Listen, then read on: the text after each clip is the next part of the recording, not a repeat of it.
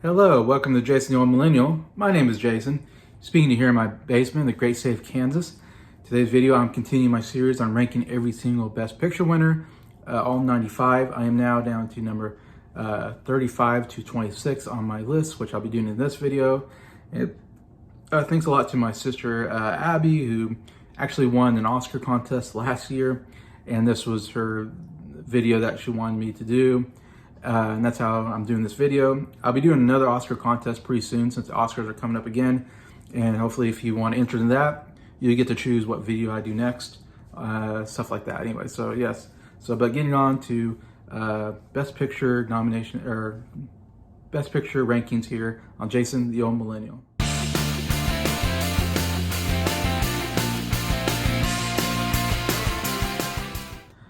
Hello everybody, hope everybody's doing well here on a Monday afternoon. Doing pretty good. I mean, of course, I talked a lot about yesterday about my favorite team, the Kansas City Chiefs, winning the AFC Championship and going to the Super Bowl in about 2 weeks. So it'll be exciting kind of keeping up with that and you know, having that anticipation for the Super Bowl and getting to see my team in it again anyway. So I'm still doing pretty good off of that, still off the high of that. But yeah, here to talk about, we're getting close to, we're in Oscar season right now, in fact. Oscar nominations are out. We still got the SAG Awards, and then Oscars are March 10th. So good thing I'll be getting through these Best Picture winners here. And then I can add the next one onto the list after I get done with this anyways. But so we're gonna start with number 35. So getting to a point where I'm starting to give more positive reviews on these movies, where I'm starting to like these movies. These still, I would say, aren't movies that I maybe absolutely love, that I go back to a lot, but definitely the movies are getting better on my list. So number 35, we're going to start with a movie called Oliver, which won Best Picture in 1968. Like the fourth movie of the 60s, and that was a musical that won Best Picture. Musical was very popular back in the 60s. I mean, doing very well. Oliver was kind of a weird Best Picture winner, I would even say, going up against movies that are a little more grittier than it, I would say at that point. So I think some people are somewhat surprised Oliver won here. I don't know if it's considered one of their great musicals, but still a pretty solid musical, and one that, again, I've only watched maybe a couple times, but I always, you know, like it okay, you know, and that's why it's here at number 35. I think the actor who plays Finnegan, I think it is, the kind of the guy that he organizes these kids into pickpocketing and bring them back to the hideout. So he's kind of the leader of this gang of pickpocket kids. I thought he was really good. The actor, I think, was also nominated for, I think, Best Actor for the role, which I'm forgetting his name at the moment. But to me, that was a really good performance. Really fun character. You know, the Artful Dodger, the kid actor there, got nominated for supporting actor. You know, so very good there. The villain was very good. You know, so there's some good things here. You know, you got, I always love the, please sir, I want some more, you know, the whole scene is like famous. And then, some good musical numbers. I'm forgetting a lot of them on top of my mind. It's not a musical I go back to, like I said, but it's not bad. When I do see this movie, the times I've seen it, I think, oh yeah, this is pretty decent. It's not my favorite story, but I do like musicals, and there's some, there's Consider Yourself at Home. I love the Cockney accents. Just consider yourself part of the family. Like, there's some good stuff there. Anyways, but yeah, so it's kind of a mid movie for me, but I have it at number 35, Oliver. Number 34, this movie is called Argo, which won Best Picture in 2012. Ben Affleck directed and starring role, based off a true story, which I've read the book that it's based off of, which is very fascinating, the whole story, because no one's ever heard the story of how they got these people out of Iran. The Iran embassy was taken over by terrorists, basically, and We had a lot of captives hostage for a long time, and it's about some that escaped and were hiding out at the Canadian ambassador's house, and this attempt to rescue them, which worked, and which was under nobody knew about this for a long time. They kept this under wraps for a long time until they finally revealed that was an FBI or CIA mission thing, and they used uh, a movie crew to get them out. It's very fascinating. I do like the overall plot of the movie. I remember I saw this in the movie theater with my dad, in fact, because I remember when this came out, I thought, oh, this could be an Oscar type movie. And of course, I was right. I won the Oscar for Best Picture. But I remember I watched it with my dad, and I think me and my dad came out going, yeah, this was good. It was all right. You know, it wasn't great. It wasn't one I've never seen again. I've only seen it one time when I saw it in the movie theater. Never felt like going back to it. And I remember thinking, oh, this was okay, but it'll never win Best Picture. I think that's what me and my dad told each other, like, in the movie theater after we saw it. We're like, yeah, I don't think it's going to win Best Picture. It's not that good, you know. And then it wins Best Picture. So we were wrong at that point. We're like, oh, okay. So to me, it felt like it did much better than I expected to, or I thought it should deserve to be. It's an all right, like I said, good story. Nothing else really stands out necessarily as far as acting or directing. I thought, you know, Ben Affleck was just okay in it. There's some good stuff like John Goodman I thought was good in it. Alan Arkin was nominated for, I think it's Best Supporting Actor, playing real life people. There's, you know, some fun. There's some humor in there. There's some fun in there. But anyways, I still think it's like it's a good movie, not great. It's okay. It's number 34 on my list, Argo. Number 33, this is a movie that would be higher on other people's lists, and this is considered like one of the greatest movies and classics. I don't like it as much as other people, but yet I think there's a lot of good here. And this is The Godfather Part 2, which won Best Picture in 1974. The first sequel to win, I think the only time we've had two movies in a trilogy win Best Picture, and this one win the sequel winning Best Picture, and the original Godfather also won Best Picture. So very unusual. Of course, Godfather is much higher on my list. I'll tell you that right now. The Godfather Part 2, like I said, it's number 33 here. A lot of people think it's even better than Godfather, and to me, it's not better than Godfather. And I'll tell you what I like about the movie. It's two stories simultaneous. We have kind of a sequel and a prequel at the same time, which is very unusual. We cut back from seeing Al Pacino's character, Sonny, or not Sonny, I forget his name now. But we see his character as he takes over as the godfather of the family, you know, like the patriarch of the family that's running this like kind of mafia, and we see what he's doing with the business, whatever, you know, and the trouble he's having. He's having some rival trouble with other gangs, I think, and he's having trouble with his brother, having trouble with his wife. So a lot of issues going on. And then we cut back to Don Corleone, the father, who played by Marlon Brando in the Godfather. We see him growing up as a kid, coming from Italy. He kind of escapes Italy under duress, basically. Comes to New York City and then has to, as a little kid, kind of an orphan, rise up in New York City and kind of make his own way in life in the United States. And then, of course, how he gets involved in the mafia, basically. And that's played by Robert De Niro, who won an Oscar for Best Supporting Actor.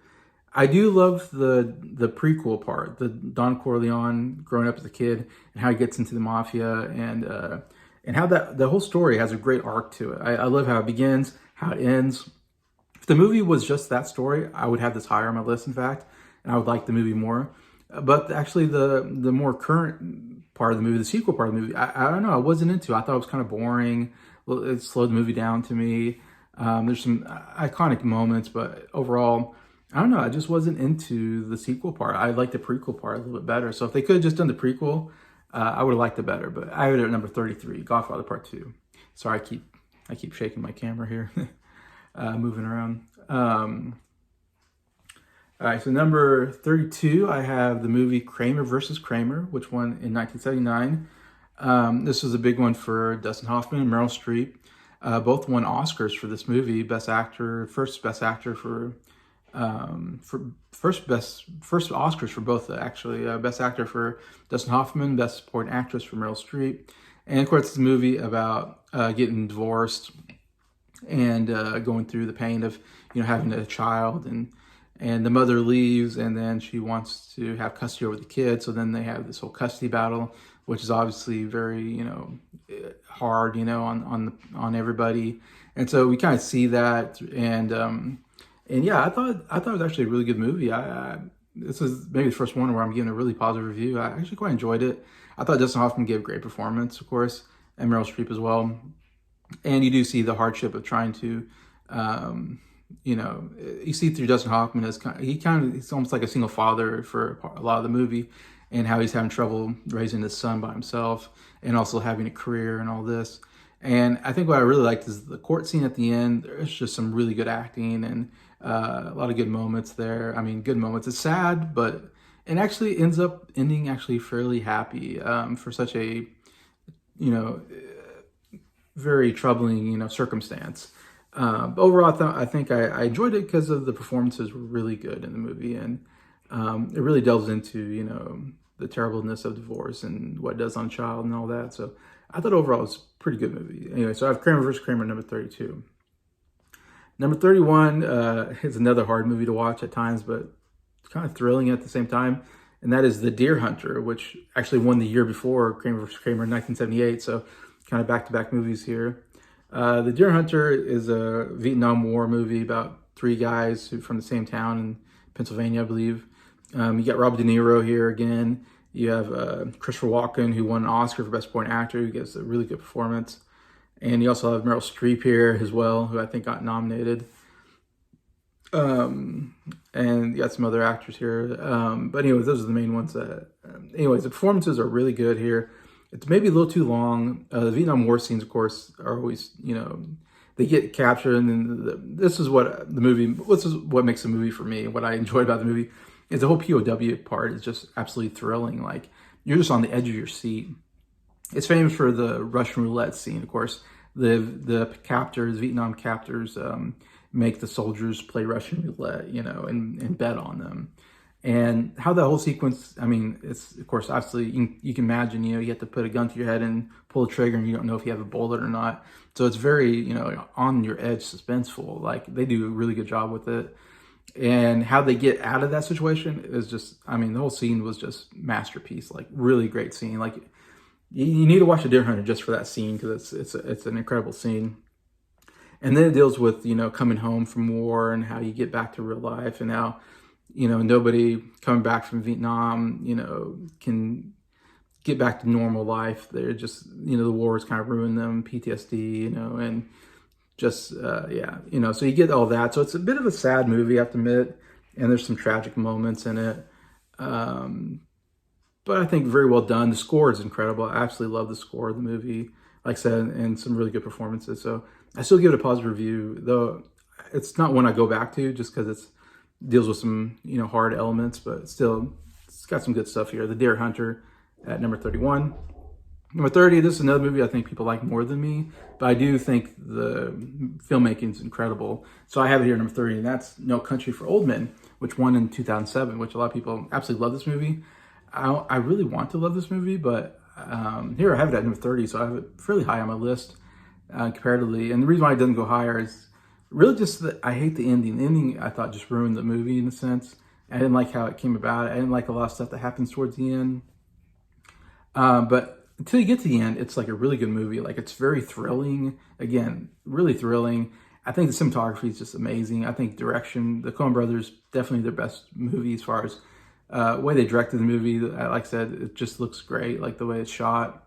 The acting's great, especially, of course, you have Harvey Bardem as Antoine Sugar, who's this really evil kind of being who, hitman, assassin, who kills without any emotions, and,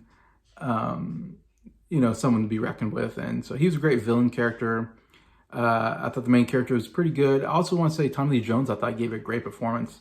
To me, he didn't get an Oscar nomination for this role, but for another role in The Valley of Elah the same year. But I thought he should have gotten an Oscar nomination for this role. I thought it was one of Tommy Lee Jones' best roles. I thought he was really good. Really good dialogue in here. It just didn't end well. But still, there's a lot of good here. So I have it here at number 30, No Country for Old Men. Number 29, I have the movie Dances with Wolves, which won in 1990.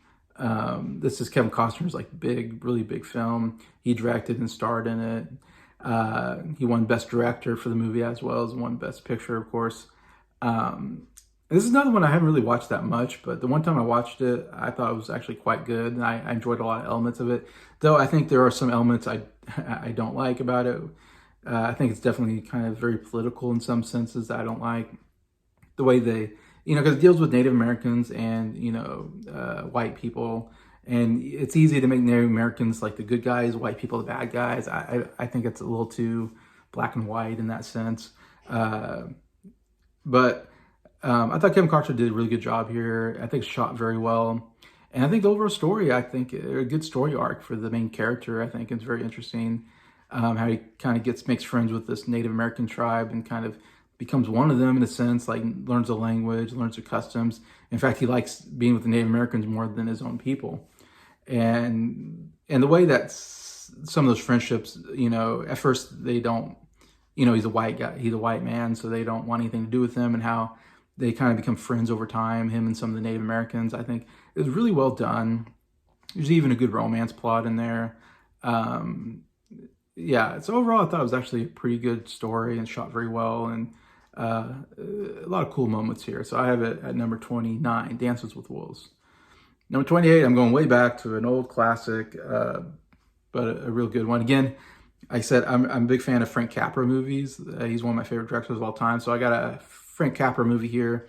It Happened One Night, which won Best Picture in 1934. Yeah, so all the way back in the early 30s, basically, or mid 30s. This is a big one for Clark Gable. He was a big actor at the time, but it's funny. I've read his biography, and a biography on Clark Gable.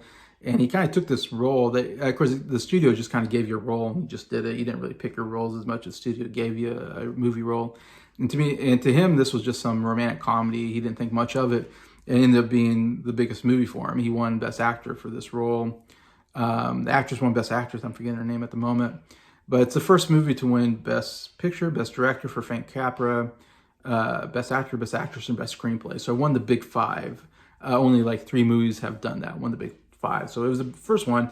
Overall, it's a fun movie. Like I said, I do like a good Frank Capra movie. It's a kind of romantic comedy. Clark Gable's great in it. He's really great in this kind of leading man comedic role. I think he does a good job. And yeah, it's just a fun movie. It's got some comedy in it, got some romantic elements in it, some good dialogue, and I think a really good ending to it. And yeah, it's one I've gone back to quite a bit, and I always really enjoyed this one. So I have that at number 28, It Happened One Night. All right, 2 more to go through. Number 27. This is a very underrated movie. I actually quite like this movie, and it's called The Greatest Show on Earth, which won Best Picture in 1952. Anytime you see a list of like Best Picture winners that didn't deserve it, this is always on the list, along with like How Green Is My Valley is like one on there, and Crash is on there. But this is one that's always high up on there. Like people feel like this one should have won Best Picture. And I disagree. It's a really solid movie. Like it's about a circus, basically, a traveling circus. And Charlton Heston, his first leading role, plays the ringmaster, and he's dressed like Indiana Jones, which is kind of interesting. If you watch this, this is way before Indiana Jones, but if you watch this, you'll see, oh, this is Indiana Jones. Like they based Indiana Jones off of this guy because he has the hat, the coat. I don't know if he has a whip, but he does have the outfit kind of like it. But you also got Jimmy Stewart here. I love Jimmy Stewart. And I mean, you got 2 of my favorite actors, Charlton Heston and Jimmy Stewart, in the same movie. So it's always going to be good if you get those 2 in a movie together. Only time that I think they've ever worked together. Jimmy Stewart plays a pretty interesting character as well. A clown that's always he's always in clown makeup, which is very odd, so you don't really even see Jimmy Stewart. He's in clown, but actually I thought a really good performance by him, good performance by Charlton Heston. There's a romantic storyline, and the very end is the best part. If you don't know, I hate to spoil it, but I'm going to spoil it just because it's the best part of the movie. The train gets derailed, and so then they have to try to, they have to find everybody and try to find the animals and put them back in their, their carts. And so, but it's actually a pretty good train derailment scene overall for 1952. And that's kind of the big moment of the movie. But yeah, anyways, I think it's a really good movie. I think definitely check it out. I think it's a solid movie, The Greatest Show on Earth. Check it out. All right, so that was number 27. So here, the last movie I'm going to talk about in this video. Number 26 is another movie I don't watch very often. In fact, I just watched it once.